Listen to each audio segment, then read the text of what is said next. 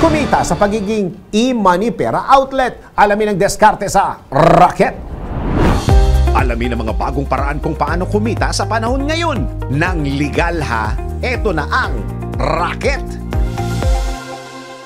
Isa ka rin ba sa mga nag-iisip ng pwedeng mapagkakitaan? Kung ikaw ay isang sari-sari store owner o kahit Android phone lang ang gamit, subukan na ang pagiging e-money pera outlet. Ang pagkita ng pera, pasimplihin natin sa Rocket. Hindi na bago sa atin ang pagkakaroon ng cashless transactions pero minsan kinakailangan pa nating umalis para lang makapag-cash in o cash out. Kaya kapag naging e-money pera outlet ka, bukod sa dadami ang iyong mga suki, maaari pang mag-grow ang iyong business dahil sa dagdag na kita na hanggang 10,000 pesos.